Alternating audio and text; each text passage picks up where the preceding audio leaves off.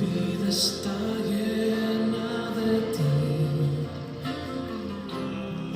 Mi vida está llena. Un saludo a todos mis hermanos en la fe de nuestro Señor Jesucristo. Ministerios Edificar le da la bienvenida una vez más a esta serie de estudios que tenemos con relación a las doctrinas de la salvación. Es como un río que va en mi alma.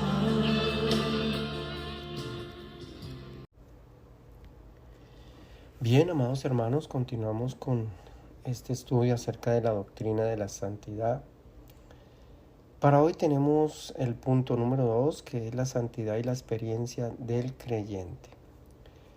Recordemos que habíamos concluido la enseñanza pasada con el capítulo 25 del libro de Job, en donde hace una serie de preguntas y dice la palabra del Señor: respondió Bildad Sujita y dijo: el señorío y el temor están con él. Él hace paz en sus alturas. Y pregunta: ¿tienen sus ejércitos número? ¿Sobre quién no está su luz? ¿Cómo pues se justificará el hombre para con Dios?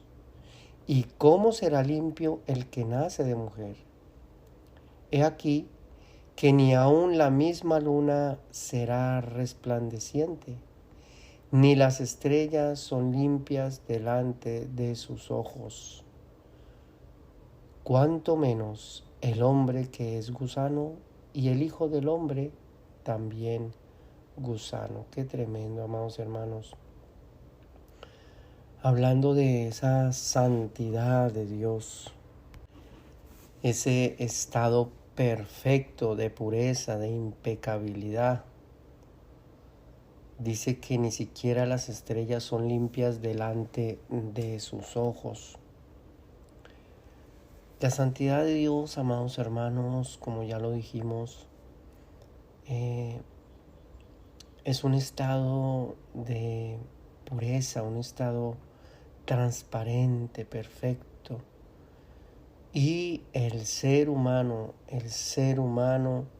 no alcanza, digamos, a llenar esas expectativas o esas demandas de Dios en cuanto a esa pureza. Así que vamos a mirar la santidad y la experiencia del creyente. En cuanto a la salvación del ser humano, la santidad vela por la justicia y la perfección del reino de los cielos. Por consiguiente, ninguna persona que se halle en pecado, ninguna persona que se halle en desobediencia a la voluntad de Dios podrá entrar en la eternidad del Dios Santo, ese Dios que es santísimo. Ninguna persona que se halle en pecado o en desobediencia a la voluntad de Dios podrá entrar al reino de los cielos. Eso es una realidad. No funciona si la persona hace buenas obras, es caritativo, es amable, es bondadoso con las demás personas. Eso no califica para que pueda entrar al reino de los cielos. Recordemos que el Evangelio de Juan, en el capítulo 3, Jesús especifica lo que se necesita para ver la gloria del reino y para entrar al reino de los cielos. Leemos, por ejemplo, en el capítulo 22 de Apocalipsis, verso 12. He aquí, yo vengo pronto y mi galardón conmigo, para recompensar a cada uno según sea su obra. Yo soy el alfa y la omega, el principio y el fin, el primero y el último. Bienaventurados los que lavan sus ropas para tener derecho al árbol de la vida y para entrar por las puertas en la ciudad. Mas los perros estarán fuera, los hechiceros, los fornicarios, los homicidas, los idólatras y todo aquel que ama y hace mentira. Qué tremendo, amados hermanos. Sigue diciendo también la palabra: yo, Jesús, he enviado mi ángel para daros testimonio de estas cosas en las iglesias. Yo soy la raíz y el linaje de David, la estrella resplandeciente de la mañana. Y el espíritu y la esposa dicen: ven. El que oye diga: ven. Y el que tiene sed venga, y el que quiera tome del agua de la vida gratuitamente. Qué tremendo. Muchas personas se esfuerzan por entrar, y ese esfuerzo es en base a sus capacidades, en base a sus atributos, a sus dones, a sus obras, pero no en base a la gracia de nuestro Señor Jesucristo. Por eso esta doctrina de la santidad es de suma importancia, ya que ninguna persona que se encuentre, que se halle en pecado, en desobediencia a la voluntad de Dios, entrará en el reino de los cielos. ¿Qué está en juego acá, amados hermanos? Es nuestra salvación, la salvación del creyente. El creyente ha sido bendecido con esa gloria de santidad, sencillamente por estar unido a Cristo Jesús. Así que para nosotros es de suma importancia entender correctamente esta doctrina dentro del plan de redención. Si miramos otra vez al profeta Isaías en su capítulo número 6, el profeta hace perfectamente una distinción entre la naturaleza del ser humano y la santidad de Dios. Es importante que nosotros aprendamos a reconocer la santidad de Dios, lo que implica, lo que es, ya que nuestra vida y nuestra salvación depende de aquello. Sencillamente porque a veces el creyente se acostumbra a ver a un Dios de misericordia, a ver a un Dios proveedor, a un Dios que sustenta, a un Dios que sana, a un Dios que en medio de las cosas difíciles de la vida, Dios está ahí para resolver. Dios es el que resuelve esos asuntos de injusticia social, etcétera, etcétera. Pero se nos olvida de que hay un Dios en los cielos que es santo y que ese Dios merece respeto y merece que todo creyente le tema por lo que Él es, le respete por lo que Él es. El profeta Isaías en el verso 5 dice: entonces dije, ay de mí, que soy muerto, porque siendo hombre inmundo de labios y habitando en medio de pueblo que tiene labios inmundos, han visto mis ojos al Rey Jehová de los ejércitos. Qué tremendo, amados hermanos. Ahí en Apocalipsis mirábamos y dice que ninguna persona, ningún fornicario, ningún adúltero, inclusive la misma palabra dice que los afeminados, ahorita ya hay una corriente terrible de cómo se está infectando el mundo entero a través de la ideología de género, a través de lo que es el homosexualismo, a través del lesbianismo. Todo eso es depravación, corrupción del pensamiento, atentando en contra de la naturaleza misma de Dios. Recordemos que nosotros fuimos creados a imagen y semejanza de Dios, y eso lo que hace el maligno es cambiar esa naturaleza, ir en contra de lo que Dios creó naturalmente. Así que es importante que nosotros entendamos que Dios no va a pasar por alto todo lo que está pasando. Recordemos también que la palabra del Señor dice que la venida del Señor será como en los tiempos de Noé, como en los tiempos de Sodoma y Gomorra. ¿Por qué? Porque ya todo esto se está contagiando, se está contaminando, se está leudando todo. Y en el momento que esto llegue a su colmo, sencillamente la ira de Dios se va a derramar. Simplemente porque Dios es un Dios santo, y su santidad, esa santidad es como un fuego que consume. Miramos también en la primera carta de Corintios, capítulo 6, verso 11, dice: y esto erais algunos, mas ya habéis sido lavados, ya habéis sido santificados, ya habéis sido justificados en el nombre del Señor Jesús y por el Espíritu de nuestro Dios. Ya fuimos lavados, amados hermanos, ya fuimos santificados, ya fuimos perdonados en el nombre de nuestro Señor Jesucristo. Entonces, cuando una persona experimenta ese nuevo nacimiento, cuando una persona experimenta esa verdadera conversión, es una persona que ha sido justificada, que está en Cristo Jesús, y por estar en Cristo Jesús participa de esa justicia de Cristo, participa de esa santidad de Cristo.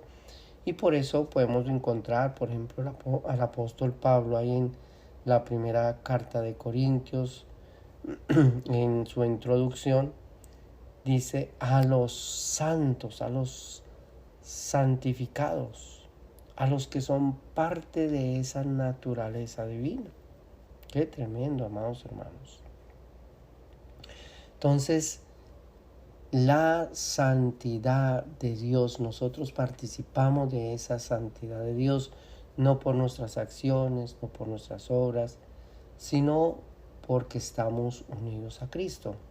Leemos en la carta a los Hebreos, capítulo 10, del verso 10 al verso 14.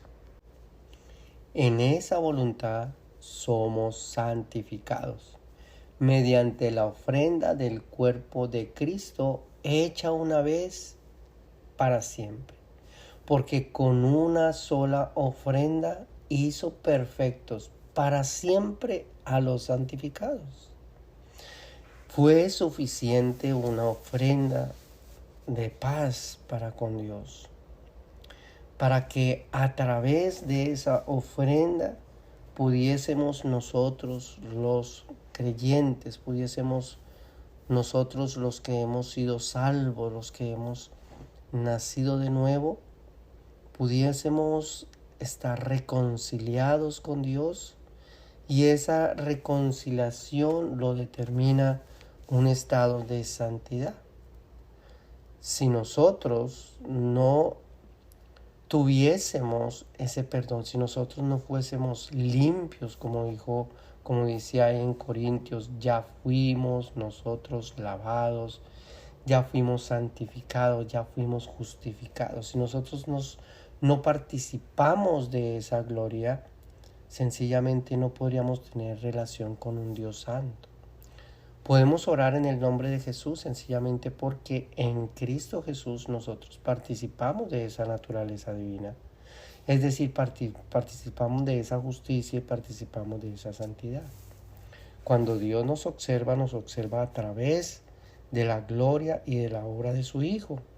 Por eso es que nosotros podemos presentarnos delante de la presencia de ese Dios santo. Así como en este caso lo ilustra el profeta Isaías, cuando dice, y voló, verso 6, y voló hacia mí uno de los serafines, teniendo en su mano un carbón encendido, tomado del altar con unas tenazas, y tocando con él sobre mi boca, dijo, he aquí que esto tocó tus labios, y es quitada tu culpa, y limpio tu pecado. Sencillamente necesitaba tener esa gracia en su vida, esa gracia de perdón. Fue perdonado, no por un mérito, simplemente porque le plació al Señor, y fue quitada su culpa para poder estar delante de la presencia de ese Dios santo. Así que la salvación, amados hermanos, la salvación para muchas personas es porque piensan que van a entrar a una religión, es porque piensan de que ya por ser cristianos, entonces Dios se va a apiadar de las personas, ya sus problemas se van a acabar, ya sus deudas se van a cancelar, ya sus enfermedades van a ser quitadas de en medio, sus problemas se van a ir, etcétera, etcétera. Entonces, muchas personas asocian sus problemas, sus dificultades con la salvación y piensan que ya eso es lo que va a pasar. Amados hermanos, cuando se predica el Evangelio para el perdón de pecados y el arrepentimiento, a fin de que la persona pueda poseer una fe auténtica, un conocimiento, para que pueda haber redención no solamente de su alma, sino también de su pensamiento, redimir ese pensamiento, sacarlo, liberarlo ahí de la esclavitud, del pecado, de la corrupción, de la ignorancia y de la oscuridad de este mundo. Entonces, esa salvación nos otorga a nosotros un verdadero perdón. Nos imputa una justicia que es agradable delante de la presencia del Dios Santo y por consiguiente determina que en Cristo Jesús nosotros participamos de esa misma gloria de santidad. En esa voluntad, dice la carta a los Hebreos, somos santificados mediante la ofrenda del cuerpo de Jesucristo hecha una vez y para siempre, porque con una sola ofrenda hizo perfectos para siempre a los santificados. La santidad, amados hermanos, la santidad, para ir terminando, la santidad es una virtud de gracia, una experiencia que solo la persona, propósito y obra de Cristo concede a quienes Él decide llevar hacia esa gloria eterna.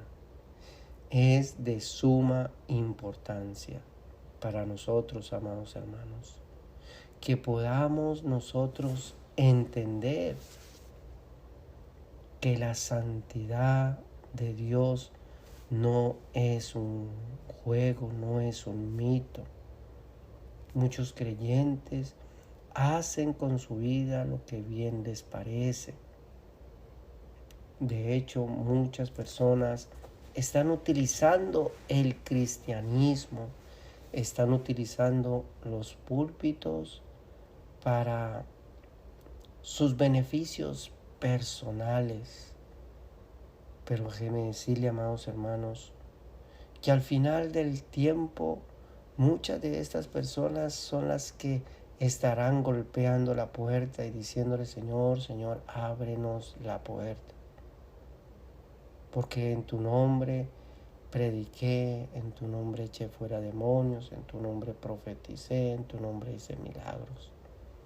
Me merezco el reino de los cielos.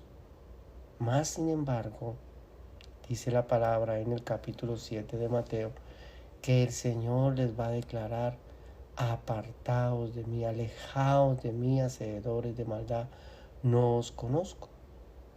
Sencillamente porque no participaron de esa justicia, no participaron de esa gloria, no participaron de esa santidad de Cristo.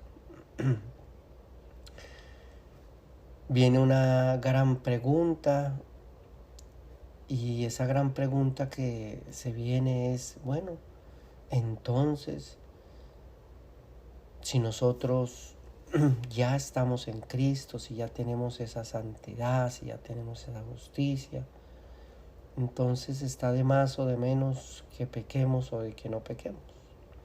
No, amados hermanos, no funciona de esta manera. La santidad de Dios, esa santidad que nos cubre sencillamente por la gloria de Cristo, es sencillamente un estado que nos permite tener relación con Dios el Padre. Pero en Cristo Jesús, recordemos que fuimos predestinados para esa gloria de santificación. Por consiguiente, todo creyente debe entrar en esa santificación. Todo creyente se santifica sencillamente porque Dios es santo. Leemos ahí mismo en el capítulo 22 del libro de Apocalipsis, en el verso 11 dice: el que es justo, sea justo todavía. El que es inmundo, sea inmundo todavía. El que es justo, practique la justicia todavía. Y el que es santo, santifíquese todavía. Y dice las razones: he aquí, yo vengo pronto y mi galardón conmigo para recompensar a cada uno según sea su obra. Qué tremendo, amados hermanos. Nosotros los creyentes hemos sido santificados, hemos entrado a participar de esa santidad, de esa experiencia de santidad, sencillamente porque estamos en Cristo Jesús. Y esa gloria demanda para todo creyente que entre en esa gloria, en esa experiencia de la santificación. Esa doctrina vamos a estar hablando más adelante acerca de la doctrina de la santificación. Bien, amados hermanos, quiero dejarlos con este verso bíblico que se encuentra en la primera carta del apóstol Pedro, un verso que ya hemos leído.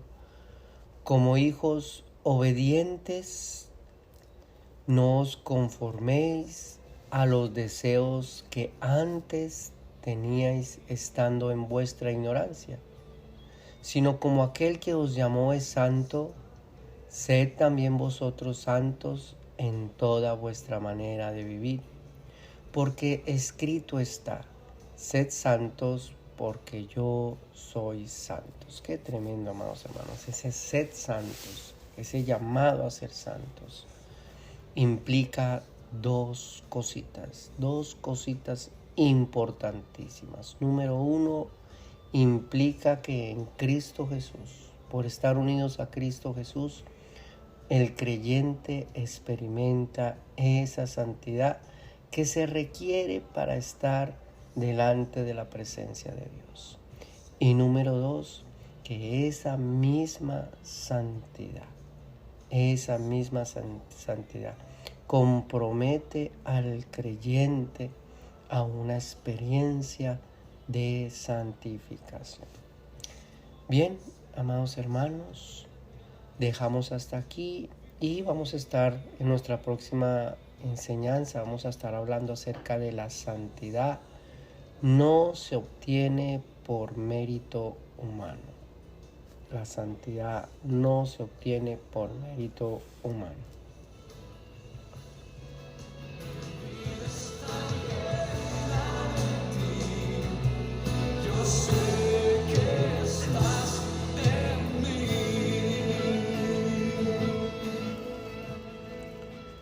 Bien, amados hermanos, dejamos hasta aquí. Si esta enseñanza ha sido de bendición para su vida, compártala con otras personas a fin de que también puedan ser bendecidas, puedan ser edificadas.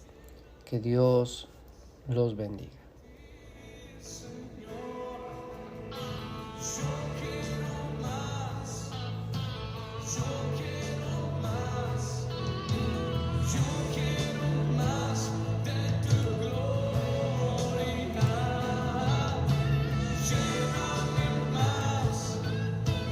Llena